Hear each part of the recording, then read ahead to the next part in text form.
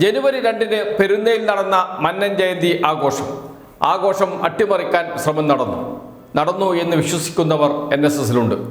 NSSന്റെ ഭാരവാഹികൾ തന്നെ ആ വികാരം പങ്കുവെക്കുകയും ചെയ്യുന്നു. മന്നൻ ജയന്തി ആഘോഷ ചടങ്ങിൽ പ്രസംഗിച്ച general secretary G. Sukumaran Nair പറഞ്ഞ ഒരു കാര്യമുണ്ട്. ആരാണ് ഇതിന് പിന്നിൽ കളിച്ചത് എന്ന് ഞങ്ങൾക്കറിയാം. സാങ്കേതിക കാരണം പറഞ്ഞ് ചില തടസ്സങ്ങൾ സൃഷ്ടിക്കാൻ ചിലർ ശ്രമിച്ചിരുന്നു. അവരെ കൃത്യമായി ആരാണ് എന്ന് ഞങ്ങൾക്കറിയാം എന്ന് പറഞ്ഞത് ഈ അട്ടിമറി നീക്കത്തിന് അല്ലെങ്കിൽ അട്ടിമറി നീക്കം NSSന്റെ ഭാരവാഹികൾ തന്നെ സംശയിക്കുന്നു എന്നതാണ്. എന്താണ് സംഭവിച്ചത്? NSSന്റെ ഇത്തവണത്തെ മന്നൻ ജയന്തി ആഘോഷം ഉദ്ഘാടനം ചെയ്യാൻ തീരുമാനിച്ചത് ഇന്ത്യയുടെ അറ്റോർണി ജനറലായ R. വെങ്കിട്ടരമണിയായിരുന്നു. അദ്ദേഹം വരാമെന്ന് ഏറ്റതുമാണ്. അദ്ദേഹത്തോട് സംസാരിച്ചത് G. സുകുമാരൻ നായർ തന്നെയാണ്. നേരിട്ട് അദ്ദേഹം വരും എന്ന് ഉറപ്പ് നൽകുകയും ചെയ്തു. അതനുസരിച്ച് എല്ലാ ഒരുക്കങ്ങളും പൂർത്തിയാക്കി NSS. പക്ഷേ ഒരു ഘട്ടത്തിൽ വെങ്കിട്ടരമണി വിളിച്ചു പറയുന്നു, ചില സാങ്കേതിക കാരണങ്ങളാൽ മന്നൻ ജയന്തി ആഘോഷം ഉദ്ഘാടനം ചെയ്യാൻ എത്താൻ കഴിയില്ല എന്ന്. എന്തുകൊണ്ട് എന്ന ചോദ്യം പോലും ചോദിച്ചില്ല G. സുകുമാരൻ നായർ എന്നാണ് G. സുകുമാരൻ നായരോട് അടുപ്പമുള്ളവർ പറയുന്നത്. അത് സമ്മതിച്ചു. പിന്നീട് ഡയറക്ടർ ബോർഡ് യോഗം ചേർന്ന് തീരുമാനിച്ചു ആ ചടങ്ങിൽ മുഖ്യ പ്രഭാഷണം നടത്താൻ തീരുമാനിച്ചിരുന്ന രമേശ് ചെന്നിത്തല ഉദ്ഘാടനം ചെയ്യട്ടെ എന്ന്. ഇതെല്ലാം മനസ്സിൽ വെച്ചുകൊണ്ടാണ് G. സുകുമാരൻ നായർ ചടങ്ങിൽ സംസാരിക്കുമ്പോൾ പറഞ്ഞത് എന്താണ് ഈ സാങ്കേതിക കാരണമെന്ന് ഞങ്ങൾക്കറിയാം, അതിന് പിന്നിൽ കളിച്ചത് ആരാണെന്നും ഞങ്ങൾക്കറിയാം. വളരെ വ്യക്തമായും NSS സംശയിക്കുന്നത് G. സുകുമാരൻ നായർ സംശയിക്കുന്നത് BJPയുടെ സംസ്ഥാന നേതൃത്വത്തെ തന്നെയാണ്. NSSന് എതിരെ പ്രവർത്തിക്കുന്ന ഒരു വിഭാഗമുണ്ട്. അത് നേരത്തെ NSSുമായി ബന്ധപ്പെട്ട് പ്രവർത്തിച്ചവർ തന്നെയാണ്. അവർ ഗുരുതരമായ ആരോപണങ്ങൾ NSS general secretary G. Sukumaran നായർക്കെതിരെ ഉന്നയിച്ചിരുന്നു. ആ ആരോപണങ്ങളുമായി ബന്ധപ്പെട്ട് ചില പരാതികളുണ്ട്. ആ പരാതികളുടെ കടലാസുകൾ, പേപ്പറുകൾ സമാഹരിച്ച് ആ പരാതികളെല്ലാം BJP നേതൃത്വം വഴി കേന്ദ്ര നിയമ മന്ത്രാലയത്തിൽ എത്തിച്ചുവെന്നും നിയമ മന്ത്രാലയം ഇക്കാര്യം അറ്റോർണി ജനറലായ വെങ്കിട്ടരമണിയുടെ ശ്രദ്ധയിൽപ്പെടുത്തുകയും ചെയ്തു. നിയമപരമായ പ്രശ്നമുണ്ട് അതിനകത്ത്, കേസും അതുമായി ബന്ധപ്പെട്ട ചില കാര്യങ്ങളൊക്കെയുണ്ട്. അങ്ങനെയുള്ള ഒരു സ്ഥാപനത്തിൽ, അങ്ങനെയുള്ള G. സുകുമാരന്മാർ നയിക്കുന്ന സ്ഥാപനത്തിൽ ഉദ്ഘാടനത്തിന് ഇന്ത്യയുടെ അറ്റോർണി ജനറൽ പോകുന്നത് തെറ്റായ സന്ദേശം നൽകും എന്നാണ് അറ്റോർണി ജനറൽ വെങ്കിട്ടരമണിക്ക് ലഭിച്ച നിർദ്ദേശം. അതേ തുടർന്നാണ് മന്നൻ ജയന്തി ആഘോഷത്തിന്റെ ഉദ്ഘാടന ചടങ്ങിൽ പങ്കെടുക്കേണ്ടതില്ല എന്ന് തീരുമാനിച്ചത്. അറ്റോർണി ജനറൽ അക്കാര്യം G. സുകുമാരൻ നായരെ NSS ജനറൽ സെക്രട്ടറി അറിയിക്കുകയും ചെയ്തത്. ആര് കളിച്ചു ഇതിന് പിറകിൽ? എന്തിന് കളിച്ചു? ഇതാണ് ചോദ്യം.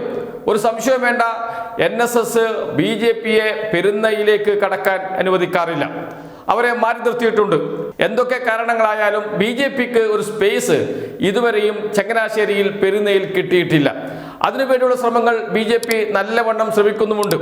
അപ്പോഴാണ് NSSന്റെ മന്നൻ ജയന്തി ആഘോഷത്തിലേക്ക് BJP നേതാക്കളെ ക്ഷണിക്കാതെ, കേരളത്തിൽ നിന്നുള്ള കേന്ദ്രമന്ത്രിമാരെ ക്ഷണിക്കാതെ രമേശ് ചെന്നിത്തലയെ, മുൻ പ്രതിപക്ഷ നേതാവിനെ ക്ഷണിച്ചത്.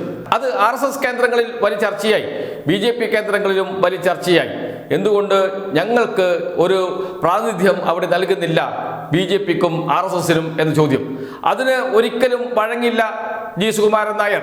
അതിന് G. സുകുമാരൻ നായർക്ക് G. സുകുമാരൻ നായരുടേതായ കാരണങ്ങളുണ്ട്, NSSനും അതിൻ്റെതായ കാരണങ്ങളുണ്ട്. അതെല്ലാം പരിഗണിച്ചുകൊണ്ടാണ് BJP നേതാക്കളെ മന്നൻ ജയന്തി ആഘോഷത്തിലേക്ക് ക്ഷണിക്കാതിരുന്നത്. അത് BJPക്ക് വലിയ തിരിച്ചടിയാണ്. കേരളത്തിലെ എങ്ങനെയെങ്കിലും NSSനകത്തേക്കും നായർ സമുദായത്തിനകത്തേക്കും നുഴഞ്ഞു കയറാൻ ശ്രമിക്കുന്ന സംഘടനയാണ് BJPയും സംഘപരിവാറും. മറ്റ് സംഘടനകളിലേക്ക് അവർ നുഴഞ്ഞു കയറി കഴിഞ്ഞു. എന്തിനേറെ പറയുന്നു, SNDPയിലേക്ക് വരെ നുഴഞ്ഞു കയറാൻ കഴിഞ്ഞിട്ടുണ്ട് BJPക്കും സംഘപരിവാറിനും. എന്നാൽ NSSലേക്ക് നുഴഞ്ഞു കയറാൻ കഴിഞ്ഞിട്ടില്ല. എന്നിരുന്നാലും നായർ കമ്മ്യൂണിറ്റിക്കകത്ത്, നായർ സമുദായത്തിനകത്ത് നല്ല സ്വാധീനം നേടാൻ BJPക്കും സംഘപരിവാറിനും കഴിഞ്ഞിട്ടുണ്ട്. അതിൻ്റെ ഒരു പ്രതിഫലനം NSSന്റെ വേദിയിലും കൂടി കിട്ടണമെന്ന് BJP ആഗ്രഹിക്കുന്നുണ്ട്. പക്ഷേ അതിന് G. സുകുമാരൻ നായർ വഴങ്ങിയിട്ടില്ല. അതുകൊണ്ട് തന്നെയാണ് BJPക്ക് പ്രാതിനിധ്യമില്ലാത്ത, BJP നേതാക്കളെ ക്ഷണിക്കാത്ത മന്നൻ ജയന്തി ആഘോഷം നടക്കേണ്ടതില്ല, അറ്റോർണി ജനറൽ പങ്കെടുക്കേണ്ടതില്ല, അറ്റോർണി ജനറൽ വിലക്കുക, അങ്ങനെ NSSന്റെ നേതൃത്വത്തിൽ നടക്കുന്ന മന്നൻ ജയന്തി ആഘോഷം അട്ടിമറിക്കുക. അതായിരുന്നു BJPയുടെ ലക്ഷ്യം. അതോടൊപ്പം തന്നെ മറ്റൊരു പ്രധാനപ്പെട്ട പ്രശ്നം ഉയർന്നു വന്നു. അത് മന്നൻ ജയന്തി ആഘോഷത്തിന് ശേഷമാണ് NSSൽ വലിയ ചർച്ചയായി മാറിയിരിക്കുന്നത്. അത് മന്നൻ ജയന്തി ആഘോഷ ചടങ്ങിന്റെ ഉദ്ഘാടനം നടക്കുന്ന ഘട്ടത്തിൽ തന്നെ കോൺഗ്രസിന്റെ പ്രധാനപ്പെട്ട നേതാവ് വാർത്താ സമ്മേളനം വിളിക്കുക. അത് വലിയ ചർച്ചയാക്കി മാറ്റാൻ ശ്രമിക്കുക, അത് മുഖ്യമന്ത്രിയുടെ മകൾക്കെതിരെയും കൂടി ആകുമ്പോൾ വലിയ വാർത്താ പ്രാധാന്യം കിട്ടുമെന്നും അങ്ങനെ രമേശ് ചെന്നിത്തലയുടെ ഉദ്ഘാടന പ്രസംഗം മാധ്യമ ശ്രദ്ധ കിട്ടാതെ ഒഴിവാക്കപ്പെടുമെന്നും വിശ്വസിച്ചവർ ഏറെയുണ്ട്. അതിനുള്ള ശ്രമങ്ങൾ കോൺഗ്രസിനകത്ത് നടന്നു.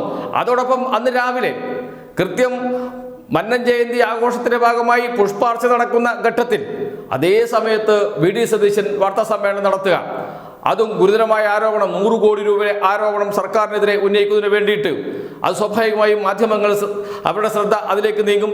മന്നൻ ജയന്തി ആഘോഷത്തിന് അത് മങ്ങലേൽപ്പിക്കും. അതിനുവേണ്ടി ബോധപൂർവമായ ശ്രമം കോൺഗ്രസിനകത്തും നടന്നു. അതും ഇപ്പോൾ NSSൽ വലിയ ചർച്ചയായി മാറിയിട്ടുണ്ട്. എന്തിന് കോൺഗ്രസ് നേതാക്കൾ ഇങ്ങനെ ചെയ്തു എന്ന ചോദ്യത്തിന് ഈ ചോദ്യം NSS നേതാക്കൾ ചോദിച്ചു തുടങ്ങിയിട്ടുണ്ട്.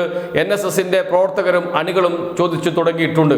ഇത് NSSനകത്ത് വലിയ ചർച്ചയായി മാറിയിട്ടുണ്ട്, സമൂഹത്തിനകത്തും വലിയ ചർച്ചയായി മാറിയിട്ടുണ്ട്.